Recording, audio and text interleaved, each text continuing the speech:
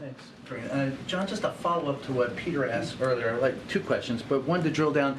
I assume when the president said aid isn't getting fast enough to Gaza, that he's not critiquing our efforts to get it there.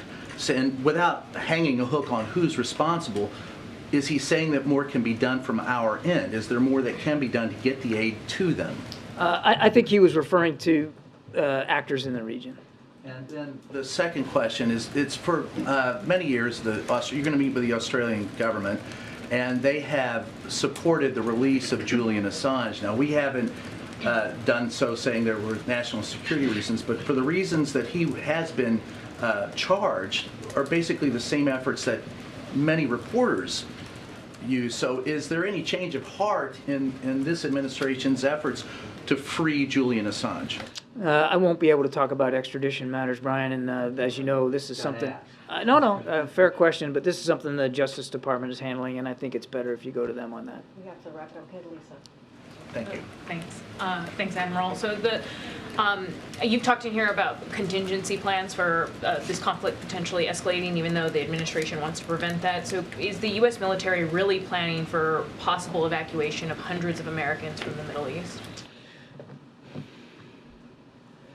There's prudent planning, and then there's sort of the tactical level planning right before you execute.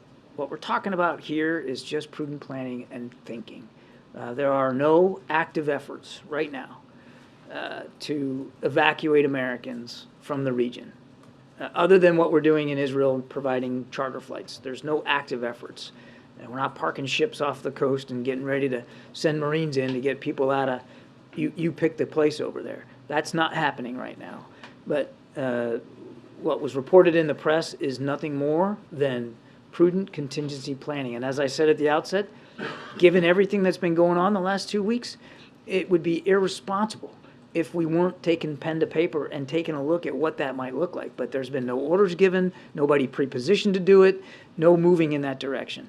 But if it should get to that, my goodness, you'd want to make sure we were ready to do it and do it like that. And if I could just a quick follow-up on the longer it takes for the House to agree on a speaker, how concerned is the president that the administration is going to be able to get the necessary aid to Israel as well as humanitarian aid? It's a concern.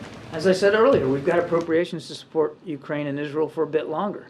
Now, how long is a bit's going to depend on the pace and the scale of these combat operations in both countries.